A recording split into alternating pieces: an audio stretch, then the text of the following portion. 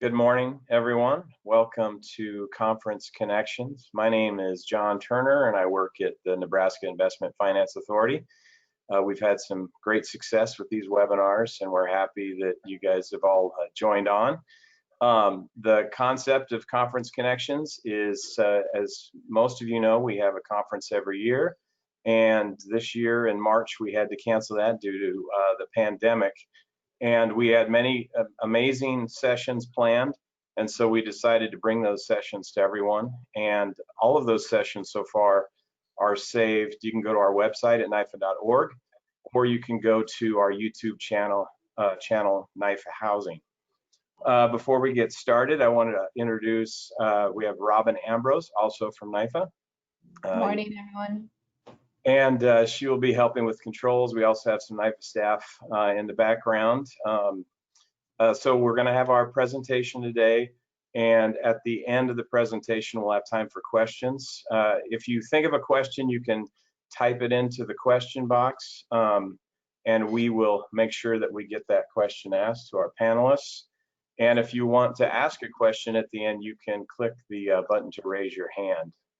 I also wanted to mention that, as you also know, we have sponsors that are extremely helpful to putting our conference on, and we have exhibitors that also are featured. So today we would like to reference our sponsors, D.A. Davidson, the National Equity Fund, and Horizon Housing Foundation. And then the exhibitor we'd like to feature is CASA for Douglas County.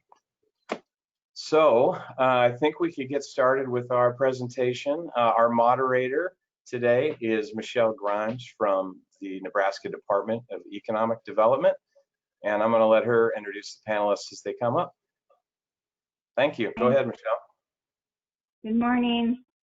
As John had mentioned, I'm the DED's housing specialist for Home and National Housing Trust Funds, and I'll be introducing your panelists today.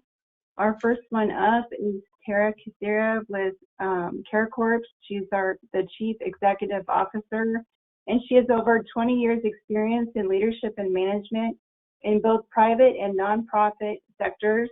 Her primary area of experience are program development, project management, strategic planning, execution of strategic initiatives, and community leadership. Tara has a passion and drive to advocate and provide safe, affordable housing to those most vulnerable with access to wraparound services. All yours, Tara. Good morning. It's good to be here.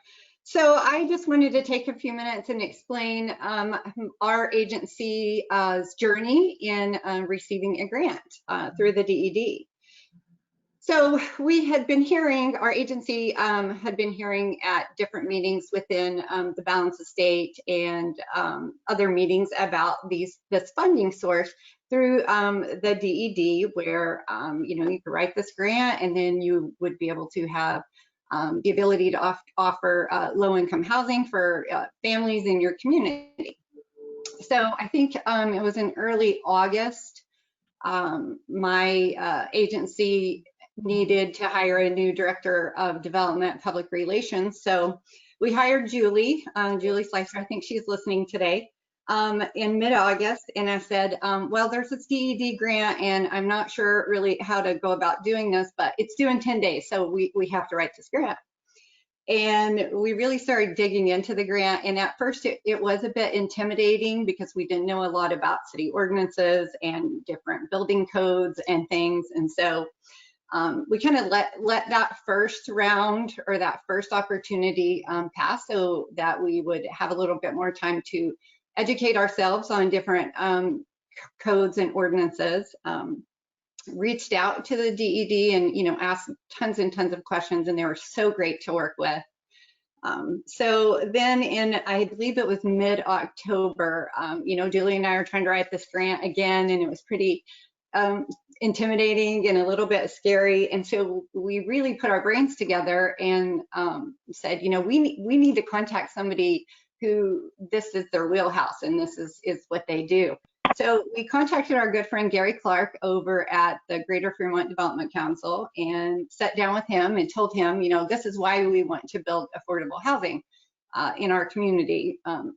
not just because there is a lack thereof, but also because, you know, there is a need that goes above and beyond just housing. So we talked to Gary, and he gave us some recommendations of different development companies. And so Julie and I reached out, and I think they all thought that Julie and I was a little bit crazy for having such this big dream of how do we do more than just housing. And so we had reached out to Madison Development, and we got a call from Chris. And I really think at the beginning, Chris was just in, I'm not sure if she's here today so she can tell her part of the story, but I think at first Chris was like, well, I'm going to be coming through Fremont, so I'd really like to stop by and learn a little bit more about what your hope is for your project. So a couple of days later, Chris from Administered Development stopped by our emergency shelter. So I walked her through all of our programs, and one of which was our Journey program. So to back up just a little bit and to talk about what our agency does, CareCore's been around since 1996 in Fremont. We started as a homeless shelter, and we started in an abandoned motel that had been abandoned for many years. And we saw many people in the first 10 years in that abandoned motel. One of our, I call him our founding fathers, was at a stoplight, and he looked over and saw this old abandoned hotel, and he said that'd be a great place for people to sleep instead of in the park and on the streets. And so that's kind of how our agency started, really as working with the homeless population and getting them out off of the street and into a shelter.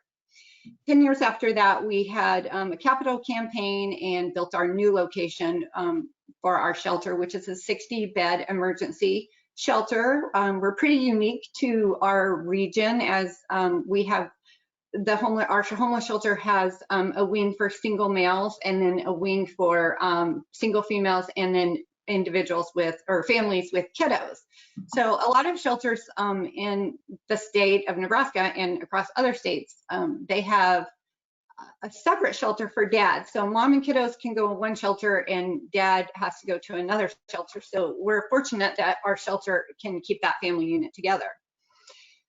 So then a few years, I think we're back in 2006, our agency applied with HUD to provide transitional housing. So we were first awarded that back in, I believe it was 2007 when that program began. And then in 2008, we started our permanent supportive housing program, which those two programs help with rent and utilities, where the agency is the leaseholder versus the resident. So that allows people to work on, you know, their credit history and job history and rental history in the time period that they are in our programs. We then started adding some prevention, because it's much more effective and efficient to prevent somebody from becoming homeless than to try to get somebody out of the homeless system, especially someone that's had, you know, poor rental history or has bad credit, especially in a town where there's not a lot of affordable housing either.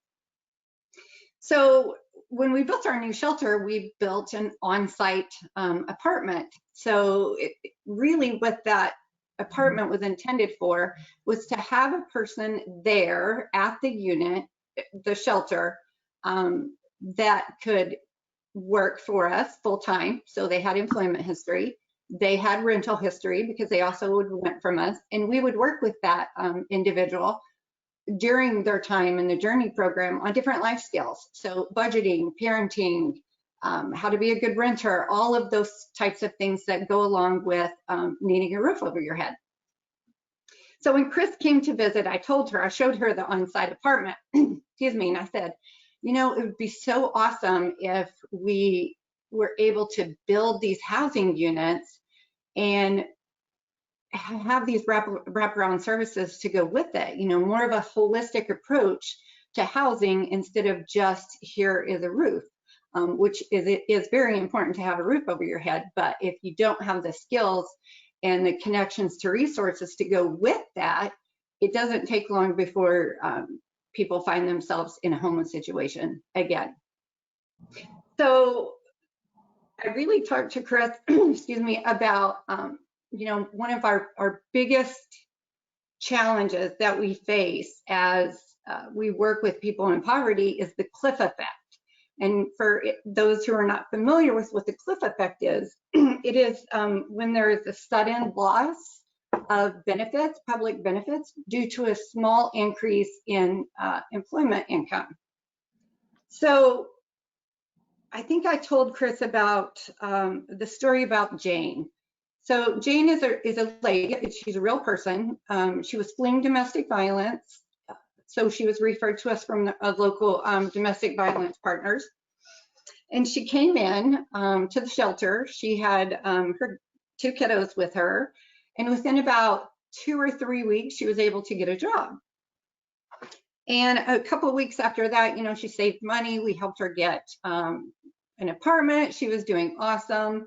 Her abuser was incarcerated and would be so for the next 9 months.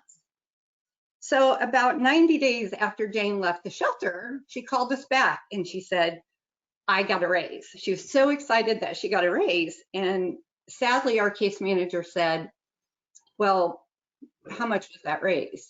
And so Jane said, well, it's 50 cents. And we had to bring Jane in and explain to Jane that going from $13 an hour to $13.50 an hour would cost her about $800 a month. So that 50-cent increase an hour would cost her her daycare benefits, her food stamp benefits, and her Section 8 voucher. So Jane was like, well, what do I do? And she said, I can't go back and tell my boss that I can't accept this raise.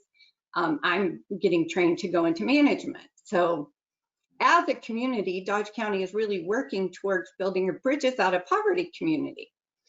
So Jane and her case manager, did some brainstorming, and they met with her supervisor and said, Jane can't take this raise because, this is what's going to happen if she does.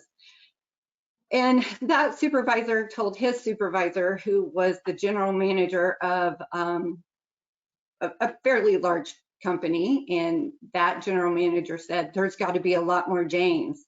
And so we were able to work with him so that Jane could, over the next 9 months, go through a management training at her current rate, and that we could slowly help navigate and ease her through that cliff effect. So this was back in 2018. Right now, Jane is a manager. She's making well over, I think she's up close to $60,000 a year. She's off all social benefits, and she's doing well on her own. So that was my big dream. How could we build affordable housing for young families like Jane, where we could wrap services around them, such as access to healthcare and mental health care and life skills trainings, and all of the life skills that she would need for her and her family to move themselves through and up through and out of poverty. So that's really how our big dream came about. And I think once Chris heard that story, she contacted Cliff and Kathy and said, we need to do this project. So really the moral of that story is don't be intimidated if there's agencies out there thinking about doing a grant through the DED. Reach out to a good development company and they will walk you through it, and it's all worth it in the end. It really is. So our agency was awarded in February of 2019 just under $3 million to build 15 low-income housing units. So those would consist of 10 2-bedroom units and 5 3-bedroom units.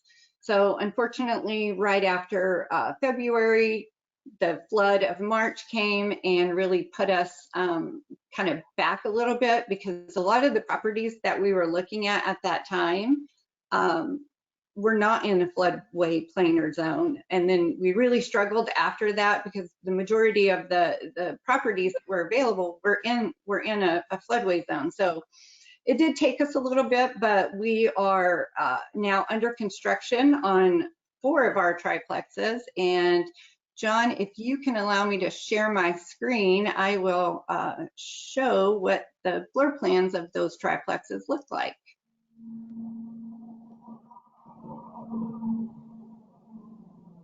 All right. Hey, Robin, I'm not seeing Tara on my presenter list. Okay, let me see if I can help here. See, I'm just looking here. I can see you, John. Yeah. Tyson, Robin, Outreach, Michelle, Kathy. Tara, you disappeared somehow. Can you see me? Oh, no, she has control right now. Oh, you still have control from our practice. Okay, I'm gonna hop off. And when you're done, you can unshare it. Got it. Okay, so here are some drawings of our triplex. It looks like this is the back of the unit. So here we have the garage here, and one here, and one here. So we did in searching for properties. We were the local church came to us and said, you know, we have this property that we've had since like 1946, and it's just this big open property. Would this work for your project? And so we went through the environmental phases and all of the things that you have to go through, and the property worked. So we were able to purchase that property with our housing trust funds and began construction. So this is a drawing of the outside, and then here is a drawing of kind of the layout of them. I don't know how well you can see those, and I think Kathy, when she comes up, will be able to maybe talk a little bit more about why we went with this type of structure in this area. But we were able to get 4 of our 5 triplexes on this unit or on this parcel, and it is currently under construction. And I believe we have finally found our 5th location where we will put our last 3 units. So really excited to have this opportunity to be able to offer families, you know, that navigation and case management through that cliff effect, and really help people to get on their feet. A lot of the things that we focus on with our services is, you know, we don't want families to end up again in a homeless situation. So we try to wrap them with all of the tools and resources that they may need, so that, you know, if they find themselves in a situation again, we're here to help them navigate through that. So really for us, it was the services that we're able to offer that were really what set us apart, I think, from other folks that, you know, are building, developers that are building apartment complexes, is that we do have many, many years experience in those wraparound services.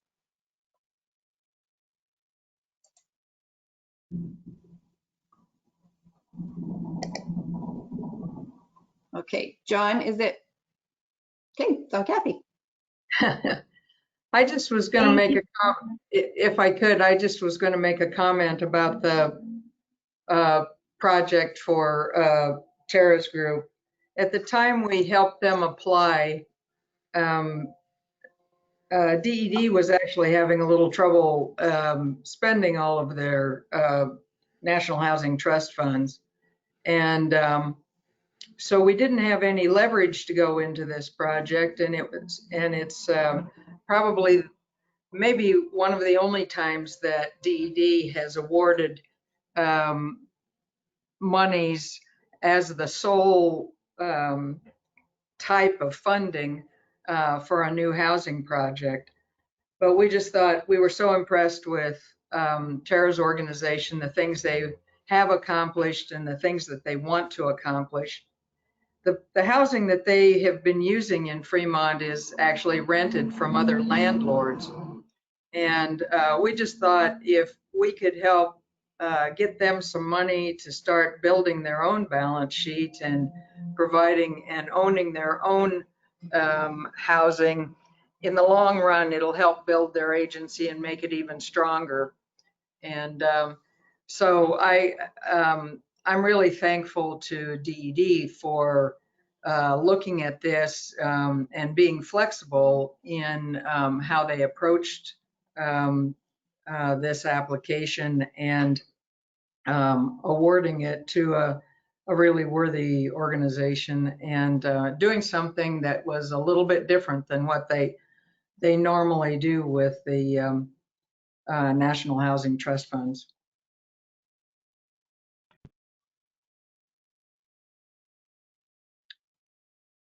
Thank you, Kathy.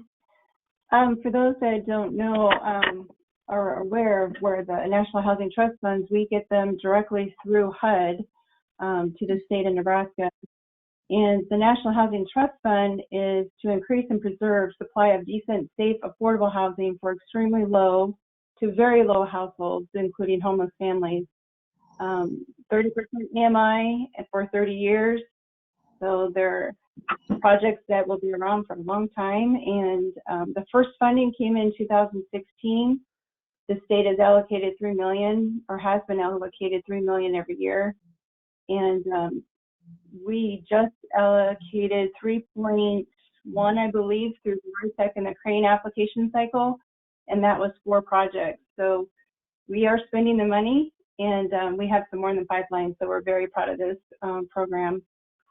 Okay, so next on our, thank you, Tara. Next on the panel is Kathy Bensner. And Kathy is an attorney and a real estate developer from Central City. She and her husband, Clifford, own Mesner Development, Mesner Solar Development, and Mesner Law Office. The Mesners have developed a low-income housing tax credit projects in Nebraska and Kansas for nearly 30 years. They also develop workforce and market rate housing. Many of the projects have been built in smaller communities, providing much needed new housing stock in rural areas in Nebraska. Thank you. All yours, Kathy.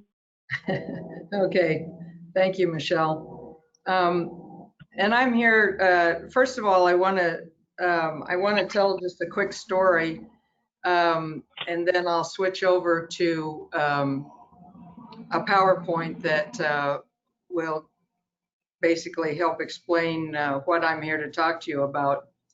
But I have to tell you, our daughter, she's 30 years old and she's managing a Senate campaign in Maine this cycle.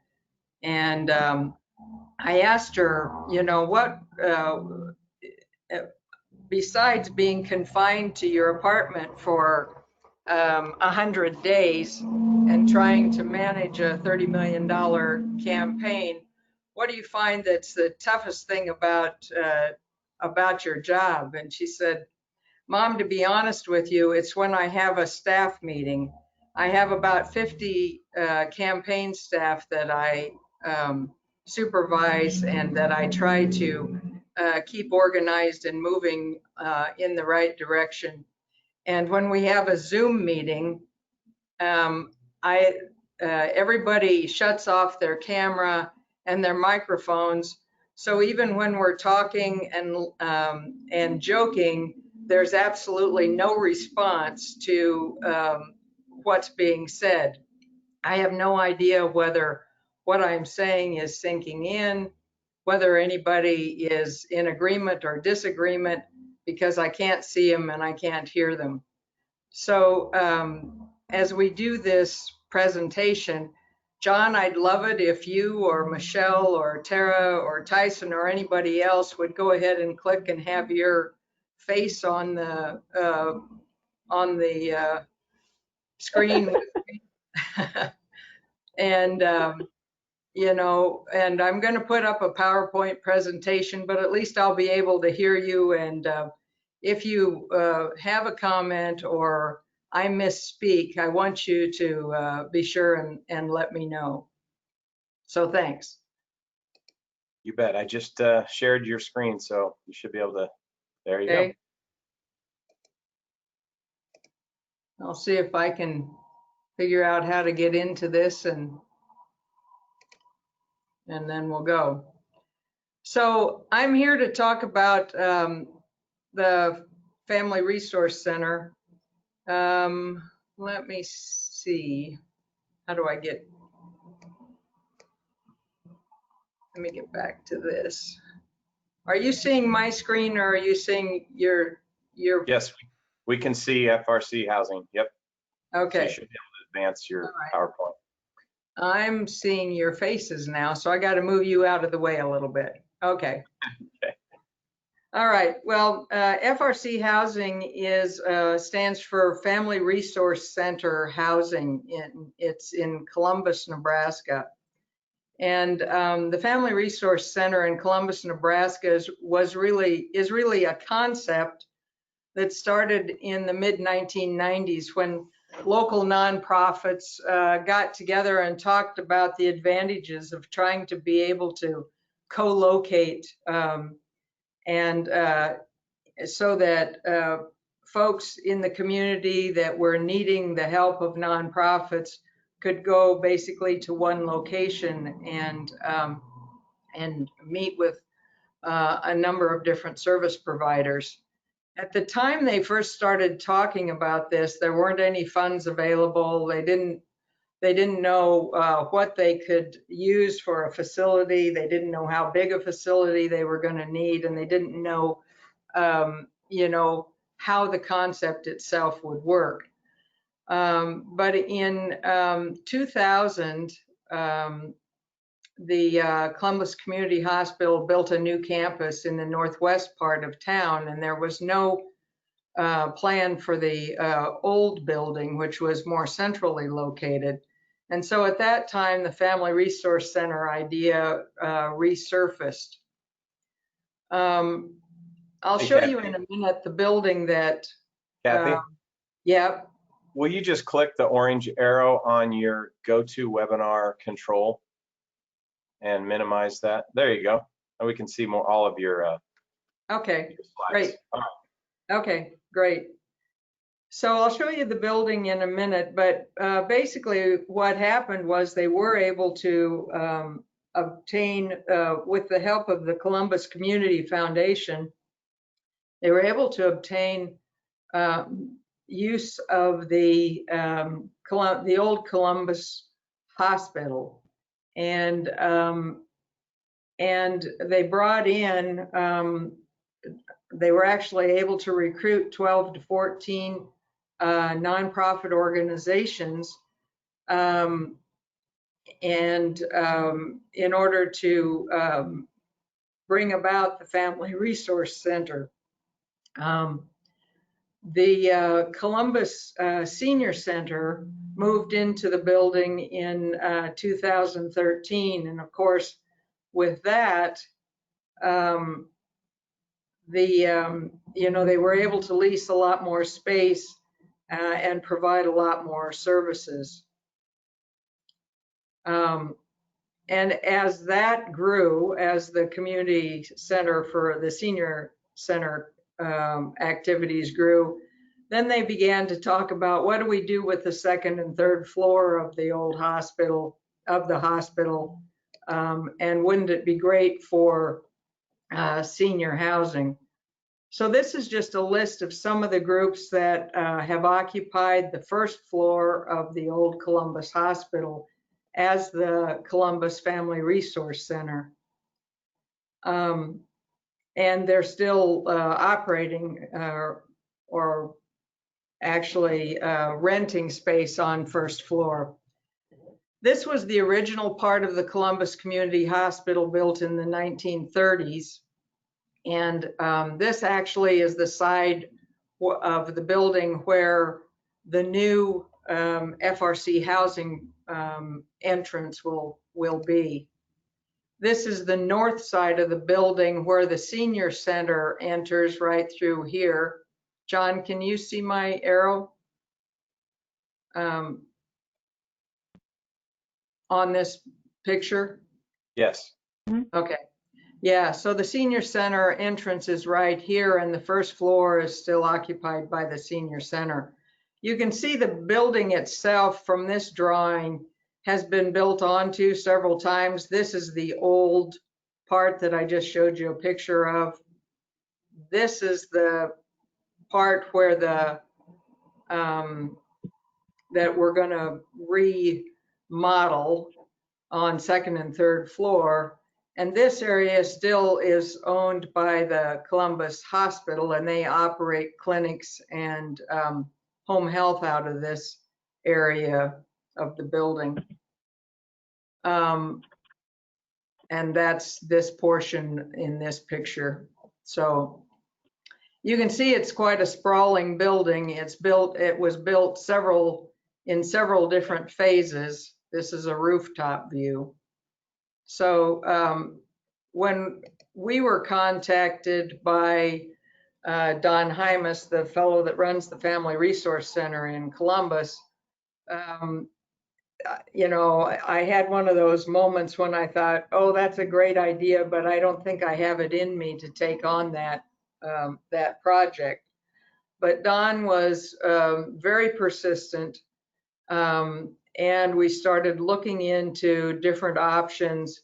We gathered a team together to talk about, you know, what were the possibilities and how could we go about figuring out a way to put senior housing onto the second and third floors of this old hospital, where we could, where seniors could also take advantage of the services that were down on the first floor.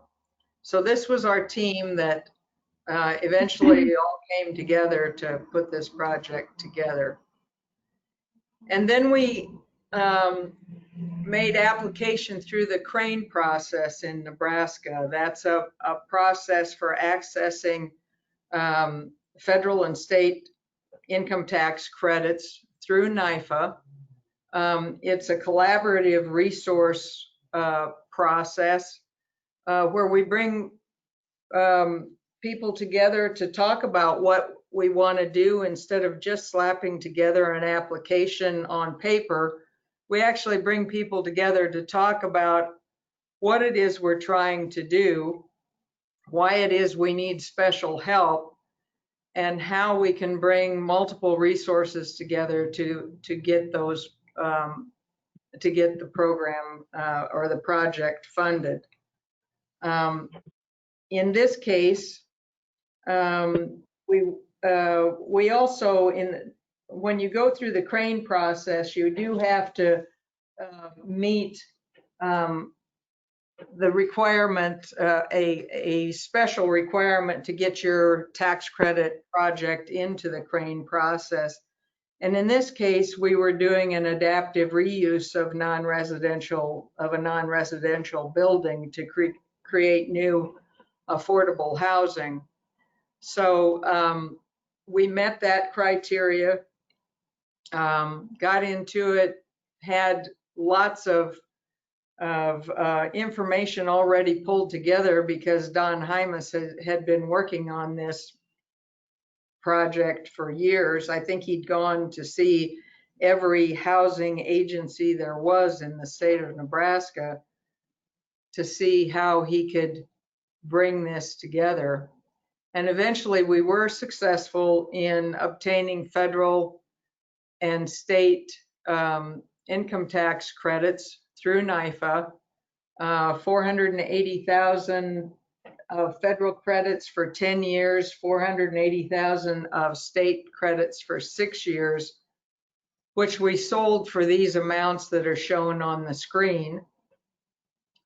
And then DED brought 1.5 million in National Housing Trust funds as gap money to the project.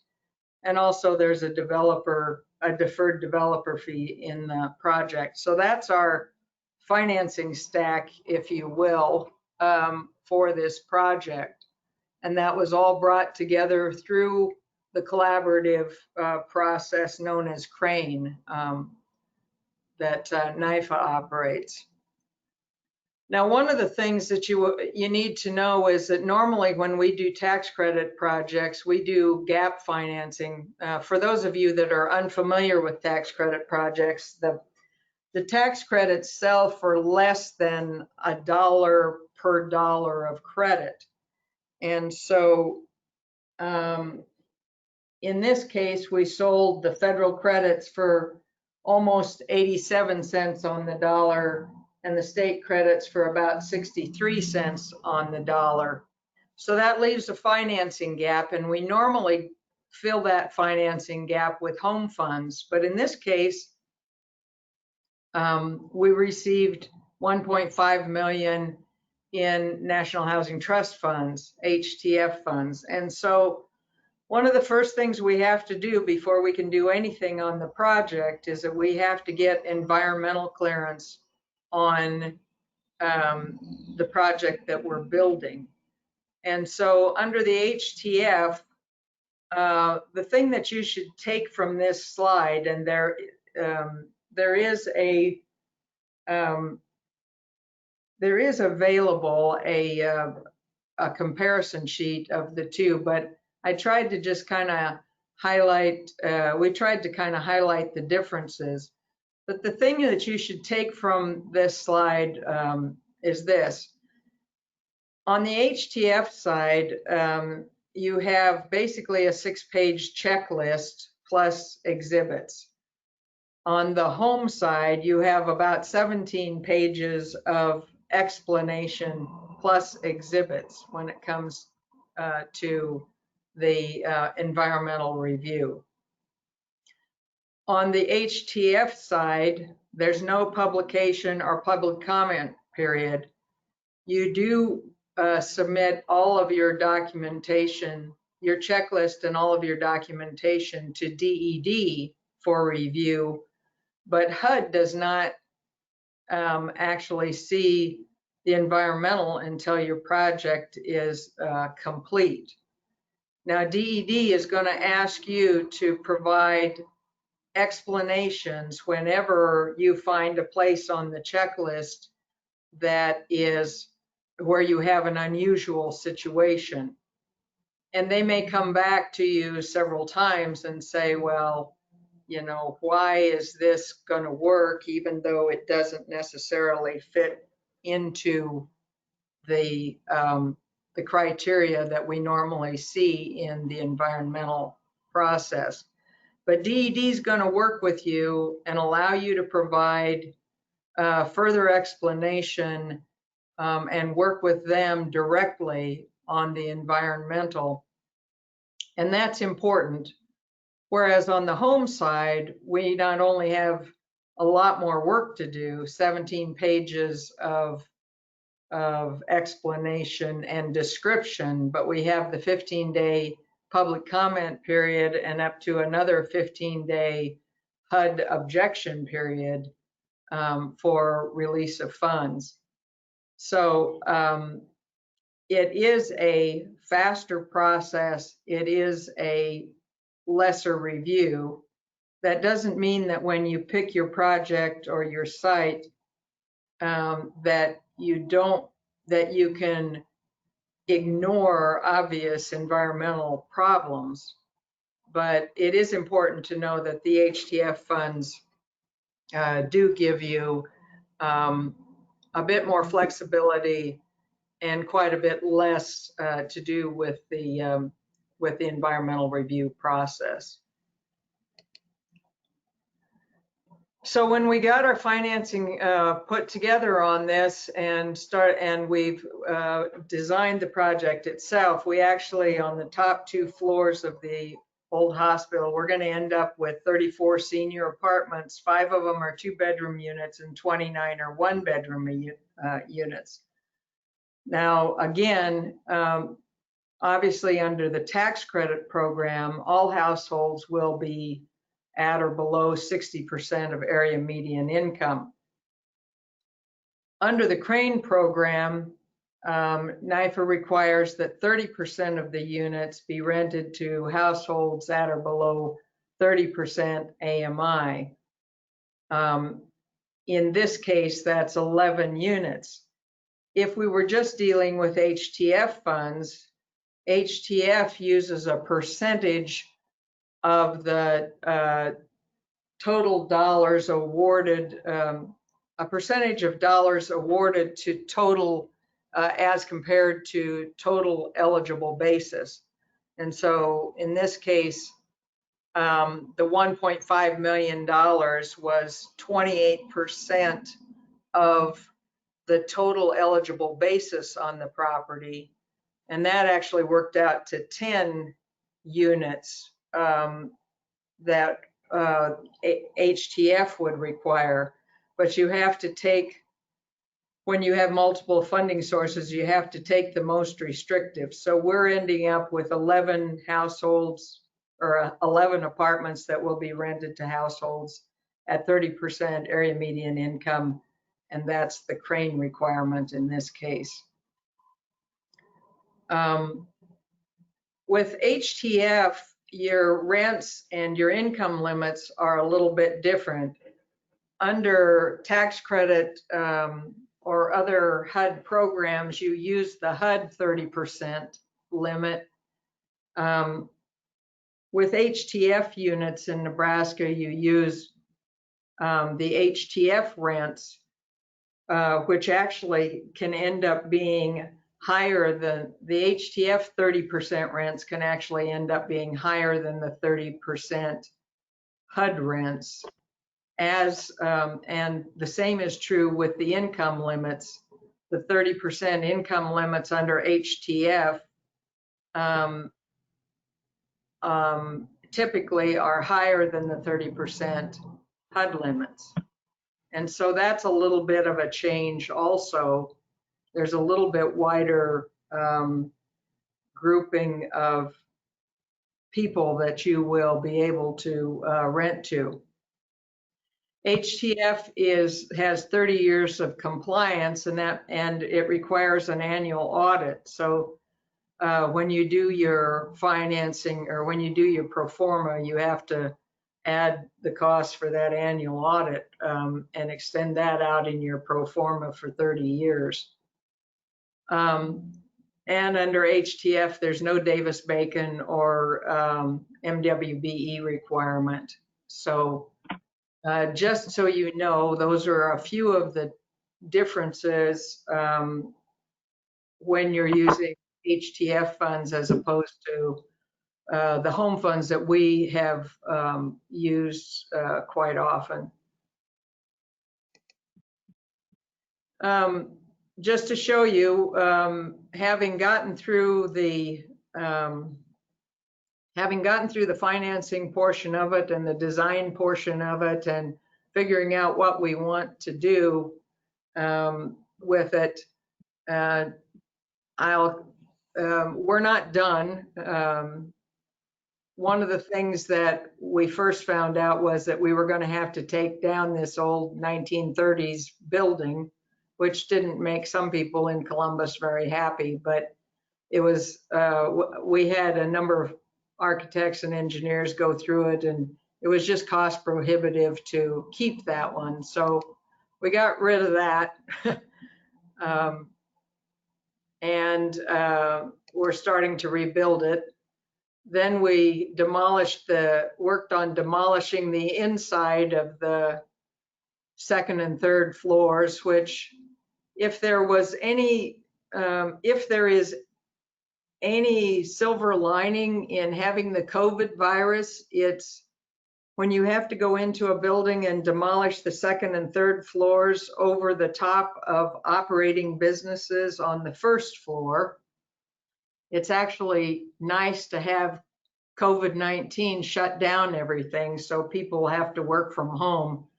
And you don't run the risk of dropping a big sewer pipe down on top of someone else's desk. And once we got the second and third floors scraped, then we could start reconstructing and building new. So this is about where we are right now with the project. Eventually, in those 34 units, we're going to have these features, all the appliances, high-speed internet.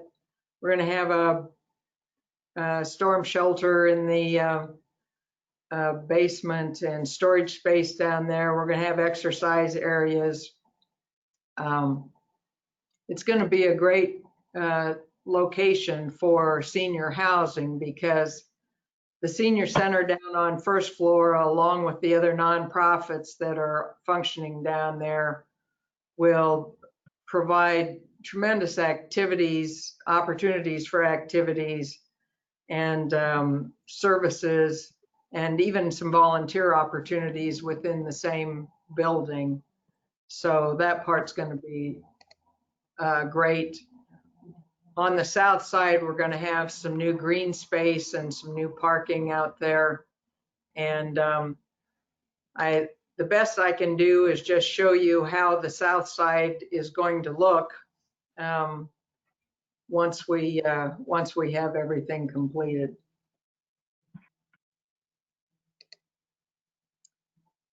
That's my contact information. And John, I don't know how to get back out of this.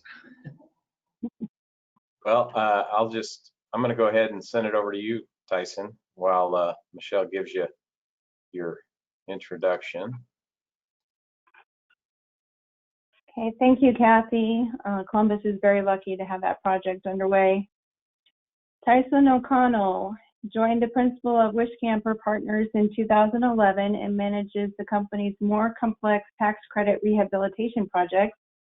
Prior to that, Tyson practiced law at Garrington, Lawn and Robinson, where he practiced and included real estate and litigation. Tyson holds a bachelor's degree with a double major in economics and sociology, and received his law degree with honors from the University of Montana School of Law. All yours, Tyson. Thank you, Michelle. Can you hear me? Can everybody hear me fine? Yep, we can hear you. Okay. Can't see your screen yet. I will show you my screen here in a minute. Okay. Now, can you see my screen? Yes. Okay. Well, thank you very much. Thank you, Kathy and Tara, for talking a little bit about National Housing Trust Funds and the great projects that you have going. And I really appreciate it, and I hope some of the other presenters did, the comparison and the differences that that Kathy showed between home funds and National Housing Trust Funds, because that's always a learning experience, I would say, for most of us at least. It certainly was for me. We've used home funds as a lot of other people have. We've now used National Housing Trust Funds on different projects.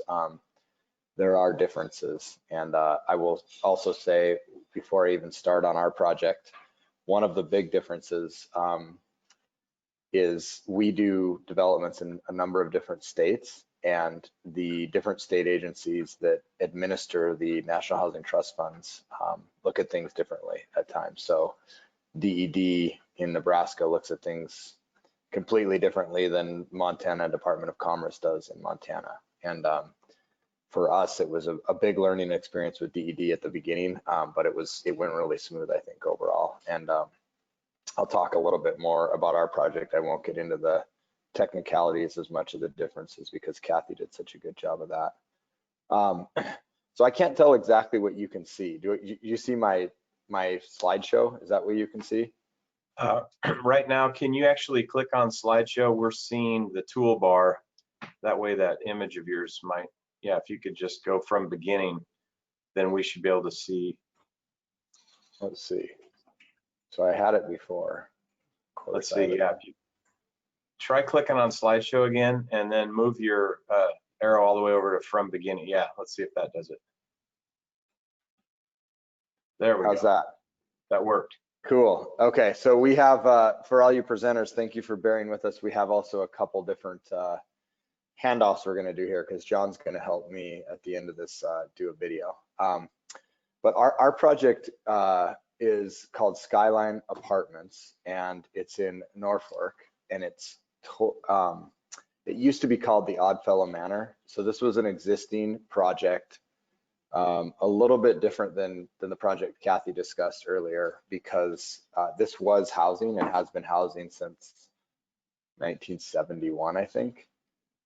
But it was a project where nothing had been done since 1971. It had it's 99 units, or sorry, it's 92 units, and 99% of those units are supported by a HAP contract. But it was beyond tired when we took over this project.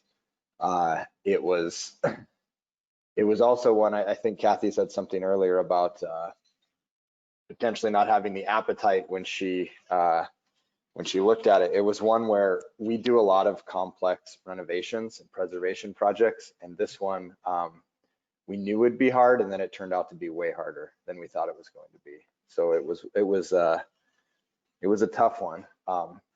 But in the end, fortunately, one of the big things, and I'll go through a little bit of the financing stack and whatnot, but one of the reasons why it was tough is just because once we dug into it and realized what the construction costs were going to be to renovate this building and the abatement that was involved to renovate this building, it was massive.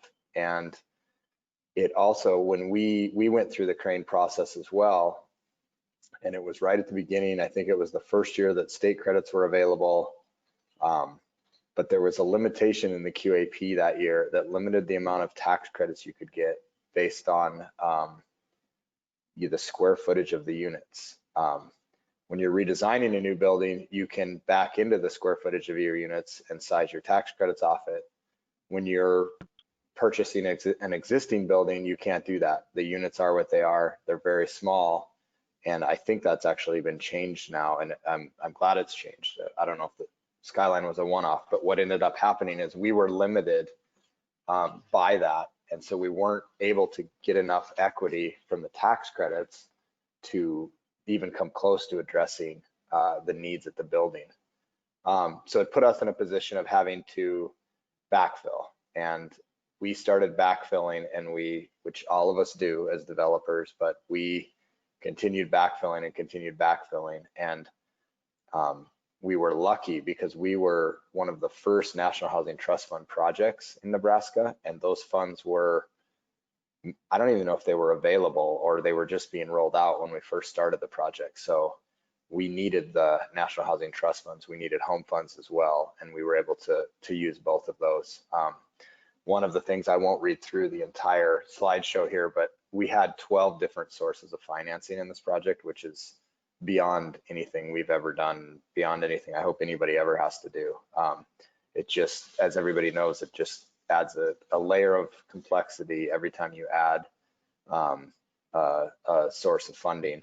But it was absolutely necessary here. So we had major partners between the Meg and Sugar Creek for this tax credits, and the city of Norfolk really did a great job using all of the resources that they could use, which was phenomenal. We worked with DED for the home and National Housing Trust Funds, and then we even got an AHP, or a Federal Home Loan Bank loan from the Bank of Cincinnati, which is sort of strange that we would be getting a Federal Home Loan Bank from the Bank of Cincinnati, but we did that because we needed a larger award than Des Moines would allow for this project. So we ended up having to go out of the area to get that award. But just to talk a little bit more about the National Housing Trust Funds, Kathy described it earlier. There's some ways that it's different than home. There's some ways that it's the same as home.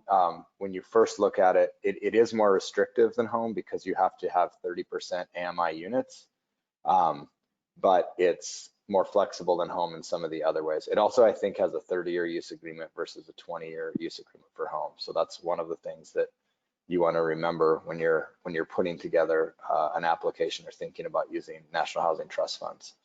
But from a layering standpoint, once you go through the environmental review process and you decide how you're going to use them in the project, it's not much different than home. And in our case, it was really great. We were one of the first projects to do this in Nebraska, and it was a learning experience for us. And DED was great for the entire time to be able to walk through with them, and I guess kind of they held our hand as we worked through it, and we were able to put a great project together. I'm gonna move a little bit here. So the project, and we don't have any of the demolition projects or pictures, unfortunately, in this that Kathy was shown earlier, but I see her contractor was the same contractor we used, which was Dicon Construction. And this was as much of a gut rehab as you can do. We stripped everything down. One of the things, can you see my cursor? One of the big things that changed, which was a massive expense and was something that we had to do, in the existing project, it had asbestos ceilings, which we had to scrape, and we're pretty used to doing that. And we had planned on that from the start on the budget.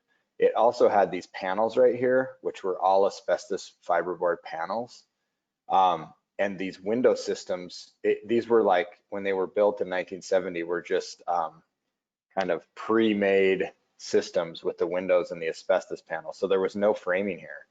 So it was a problem that we had to solve with our architect and engineers and our contractor on how are we gonna, we can't take out windows and just put new windows in. These windows were awful. And we can't do that because there's no framing here. So we had to figure out a system, and we ended up doing these really nice storefront systems, which are floor to ceiling windows, which when we compared the cost, they were expensive, but when we compared the cost of taking all of these out, reframing everything and then putting windows in, and the the way we'd have to do some of that from the outside of the building, it was easier to just do the one piece storefront aluminum windows, which worked out really well. But it was something that had to be done because we were updating everything else in the project, and we really needed to get more energy efficient windows and safer systems that weren't asbestos walls. This is a little blurry on mine, and I apologize for that. I'm not sure exactly why that is. I think it's just the resolution on my screen, but I'd just go back to this right here. This is one of the things that it's hard to do justice on what this looked like, but this was the office, and I think it was about 8 feet by 8 feet. And if you turned around over here, here's the printer, and then the entry door was right here. I mean, it was just a tiny little leasing office that really did nothing. And we needed to change that because we wanted to have resident services as well. This is a senior property and property for residents with special needs. So we needed to have a much better community space and an office. So we actually took one of the 2-bedroom units, the only 2-bedroom unit in the project, took over some of the space and redid our entire office area and our waiting area. And then this is the new community room as well. The community room before was a huge space, but not really usable. So aside from the poor resolution in these, I think you can see, it's totally modernized. It's as I said, a gut rehab that was a totally necessary gut rehab. And now we have 91 residents living here. Here's a little bit more from those window systems. So if you could think before, they did have nice size windows before, but this was an asbestos panel along here. And so when we redid it, as we said, we had to figure out a better solution. So these are tiny little units. You'll see on the video that we're going to show here that shows a tour. They're small, but they are so much more usable now and so much brighter, and really have really been taken well by the residents.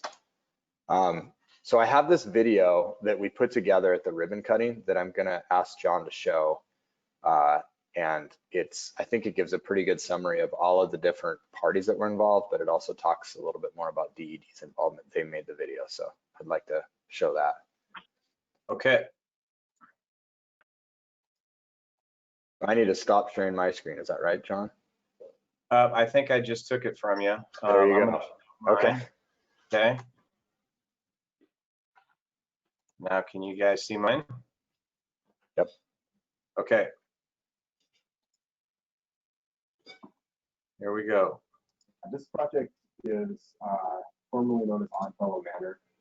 It's now called Skyline Apartments. It's a project that Wishrock purchased in 2015 with the goal of preserving the affordability of this project and completely rehabbing the project. It was built in 1970 and really hadn't had any updates since 1970. It was in very rough shape, and there were some units that were uninhabitable.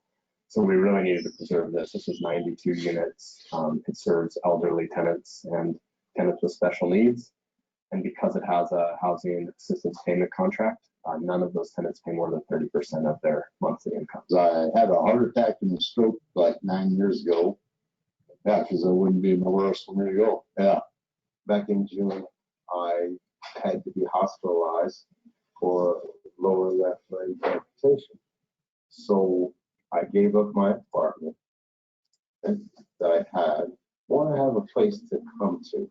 It's like a brand new building. So I'm excited, very excited to have a good place. The renovations are good. So it's modernized.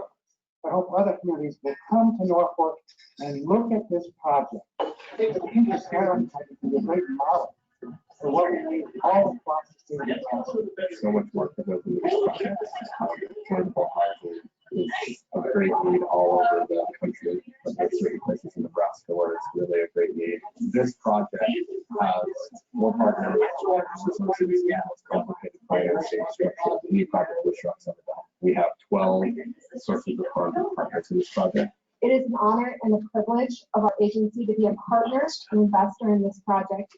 At the Department of Economic Development, we manage and oversee 5 state and federally funded housing programs to assist in the workforce and income-based housing in our state. We were able to invest $1 million of resources from our home investment program and the National Housing Trust Fund. What we've been trying to do in Norfolk is really invest in our quality of life.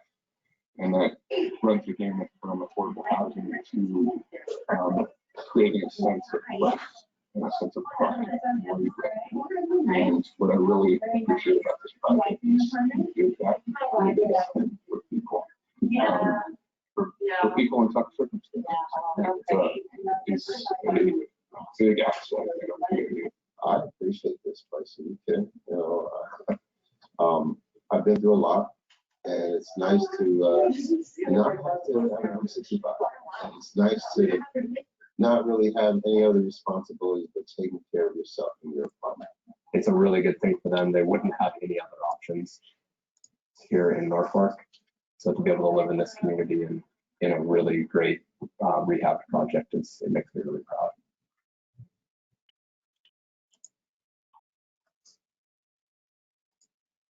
Okay. All right, so you could all see that, I hope, and heard it fine. Yeah, it was a little bit choppy on my side, but hopefully everybody got the idea. And it is apparently on YouTube, John found out. So yes, it is. I'm pretty good at finding stuff. You need the screen again, Tyson? I don't. I think that's the summary that I needed to give for our project. And if I'm the last panelist, I guess I think it's open it up to questions if we need to. Yeah. Okay, very good. Well, I appreciate everything you guys said. It's exciting. Just the number of units that are being produced for folks that really don't have a lot of income. So first, I'll say I was fortunate enough to be at that ribbon cutting in Norfolk, and I did talk to some of the residents that live there, and you could just tell how happy they were, and just what a great resource. And like I said, so many accessible units for folks. And then on the way back, I stopped in and saw the beginning of Kathy's project. So wow, it's changed a lot since I was there. When I was there, the building still was present. So I'll be anxious to go to that ribbon cutting. And then again, I looked up while you guys were talking. Some folks, they hear 30% AMI, and it's kind of hard to picture what that is. So in Madison County, which is Norfolk, 30% of area median income for a single person is $15,050 a year. It's the same in Dodge County. In Platte County, it is Columbus, that was $16,400 for a single person again, and Lincoln 17,300. And we're talking about people that are at or below 30% AMI. So I'm a social worker, and I did frontline case management in the house people, and I usually help people that were much further below than that 30%, which basically means somebody needs a rent subsidy. You know, their income just can't cut it. And Tyson, I don't know if you said, and I apologize if I didn't catch this, but did you mention those project-based vouchers? Yep, at So- Skyline, there are project-based vouchers.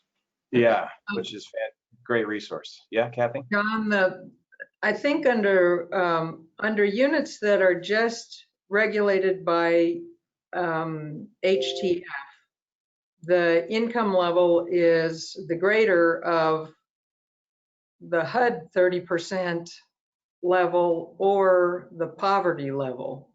Okay.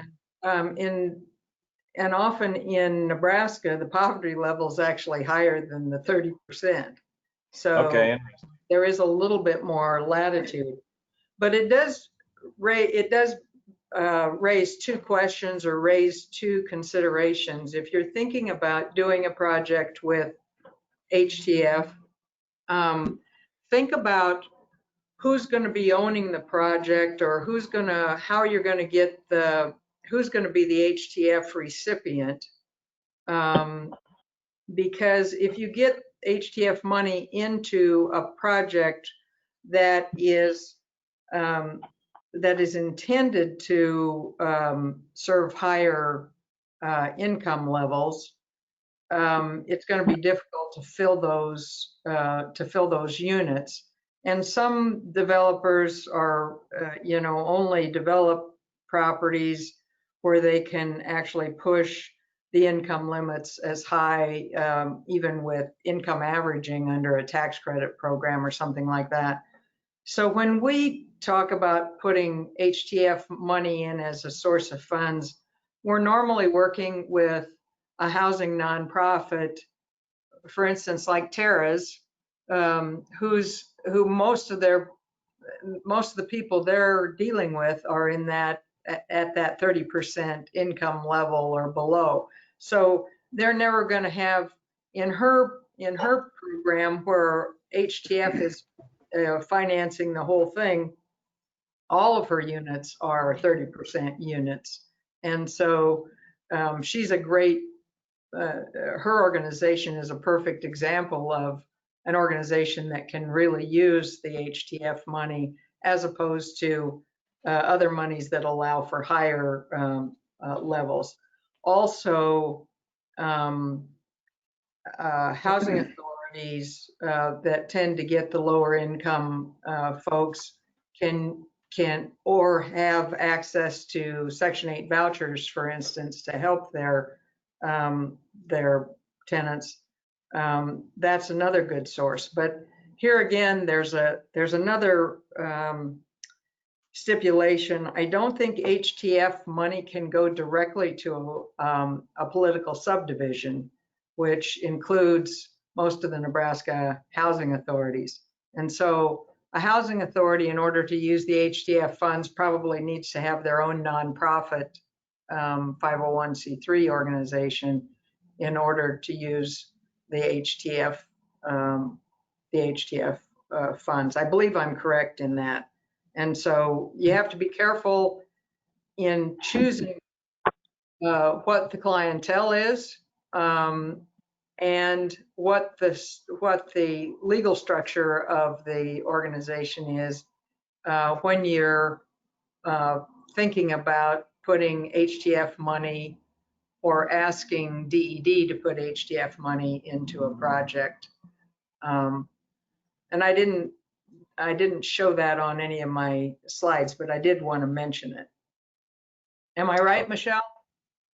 Yes, it's 501c3s, 50c4s, or 501c4 or related organizations. So you're correct. Yep. Okay. And Skyline, was our first project in Nebraska with HTF. Okay. Well, I did see there's a question here, and I guess it would be it's related to home funds. Can home funds be used on rehab projects? Yes. Yep. Yes, you can. Okay. Very good. Both home and National Housing Trust funds can be used on rehab projects. Okay. The other thing, kind of going back history lesson and how I first heard about this National Housing Trust Fund. So I'm been on the Governor's Commission on Housing and Homelessness since 2008. and we've been leading state continuum of care meetings. And at those meetings, Tara was at those meetings, and basically all the continuum of cares throughout Nebraska would come together to work on our Nebraska plan to end homelessness. And we announced this National Housing Trust Fund money. People would kind of scratch their heads and think, well, how can I need units for the folks I serve. I remember Tara emailing people and saying, how do we go about doing this? So I guess my question then is, what advice would you have for a 501c3, a nonprofit, maybe who is similar to Tara, providing services, but interested in taking that next step? Like, what would you say are some of the first steps a nonprofit should take if they want to look into this resource? And that could be for any of you. I'm Well, going to say oh, go ahead, Tara. I was just going to say to John's point that it kind of was overwhelming a little bit. We, with our transitional and permanent supportive housing program, we rent our clients rent from landlords in the community, and our director of housing and case management did a really great job of building really a landlord association, and we partnered with the local housing authority so that we could educate landlords on what is Section 8 and what does it mean to have a transitional housing voucher. So that was a world we were very familiar with, but then getting into building codes and environmental reviews and all of these things, the best decision we made was partnering with a development company who they know the steps to take and everything, the process. So my advice would be partner with a very good development company. And I've learned so much from Cliff and Kathy and Chris and Andrew in the year and a half we've been doing this project that, I will be forever grateful for everything that I've learned. But it also, the end result was now we're going to be able to provide 15 families in our community with housing that may have otherwise been, living in the shelter for a much longer period. So with our community as it's growing, the affordable housing stock is going down. And we really found ourselves where we did have good relationships with landlords, very good relationships with many of the landlords, but they had to rent at a market rate, and our HUD funding wouldn't allow for us to pay such a high market rate. We were kind of we had to stick within those federal guidelines. So it kind of stopped us a little bit. We couldn't get people housed as quickly.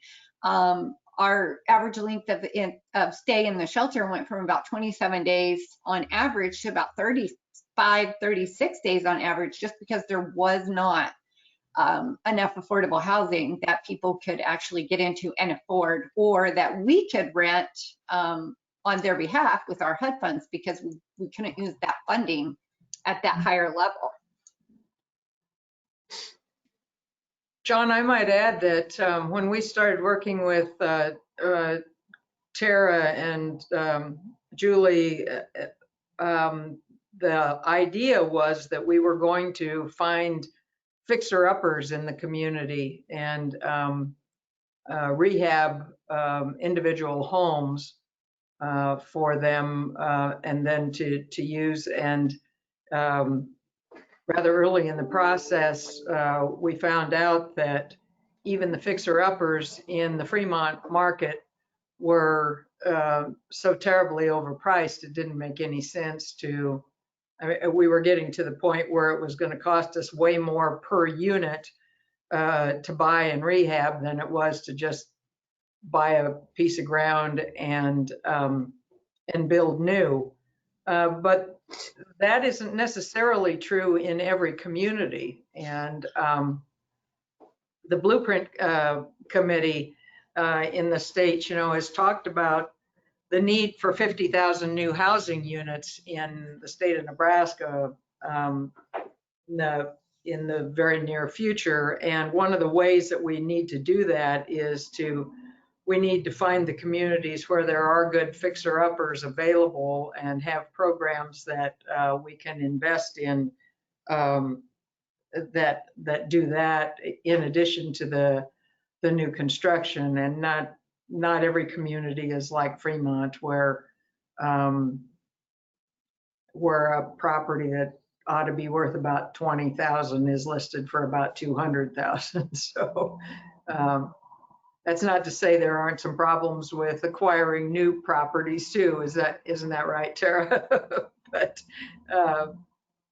but I'm just mentioning that as, for groups that have a different kind of market and could use the tool of buying and rehabbing homes with HTF in their communities. If it works in their communities, the HTF program can be used for that as well. So. Okay. Let's see. Michelle, did you have anything else you wanted to add? I would just like to add that just to get the Department of Economic Development involved in early stages so we can help structure the financing part of it. Okay.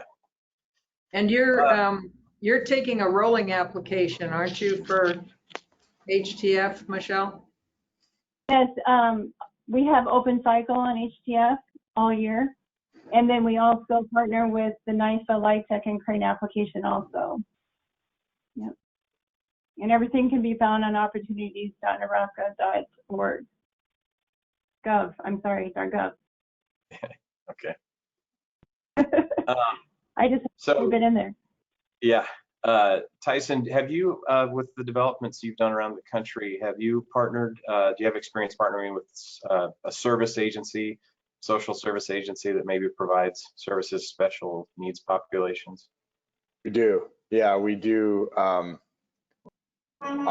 the vast majority of the projects that we do, particularly elderly and special needs, but even on family projects. We're doing a new project right now in Oregon where we're partnering with a local service provider on a family project as well. It's a really important piece of the whole puzzle. It goes back to sort of the last question that was asked was, how does a nonprofit, what's the advice for a nonprofit? That can go to for-profit too. Right? There's certain people who are good at resources, who are good at development. There's other people who are really good at providing social services, and we all need to work together to make these happen. And oftentimes reinventing the wheel isn't the best thing to do. There's an expert, there's somebody who knows how things work. And for me, again, working the first time with DED, getting in early and talking with them was a massive benefit. Being able to have Meg as a partner was a massive benefit because they had gone through some of this before. But the same thing would go for the local service providers that we have at both Skyline and many of our other projects. They're connected in the community. Yeah, they usually, those service agencies have built relationships, like Tara was saying, with landlords and just know what resources are out there, whether it's basic needs or counseling, or like Tara had mentioned, the Bridges Out of Poverty is a great training tool. And really it boils down to, one, we want to get people housed, we want to make sure they can afford it, but we also want housing retention, we want stability, and we don't want to see people get evicted over not paying rent or maybe over a misunderstanding that could have been addressed. And so linking those, I think, yeah, it's very good. Go ahead, Kathy. John, Tyson mentioned it too, and I think it's worth mentioning it again. I don't know if there's anyone on the call from other states, but how each state handles and uses their HTF is a little bit different. Even how they're interpreting some of the guidelines for income and rents and stuff we've run into being done differently in Kansas versus Nebraska. So, early on in the process, regardless of whether you're in Nebraska or some other state, you need to cozy up to the folks that are administering the funds and find out what the rules are in that specific location, because they do vary I don't know that they're supposed to vary, but they do. They do.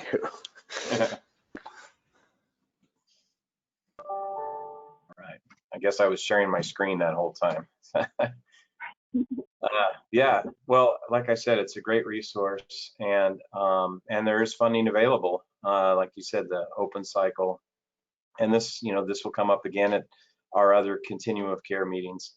I know now the big question is this, the CARES Act that's coming in and the potential of evictions. And so all of the continuum of care agencies throughout the country, but specifically in Nebraska, are working together to assess what this really is going to look like and making sure, trying to prevent evictions and getting resources to people impacted by COVID. So, really just making sure people have a way to pay their rent is crucial. Are there any last statements or comments that I've forgotten to ask, or I think I've kind of gone through my topics? Thank you for staying on the screen, by the way. Sure. Yeah, that was good. We stuck on there for Tyson too. That was probably good advice. You don't feel like you're alone. Yeah, I felt like I had a lot of support. Thank you. Good.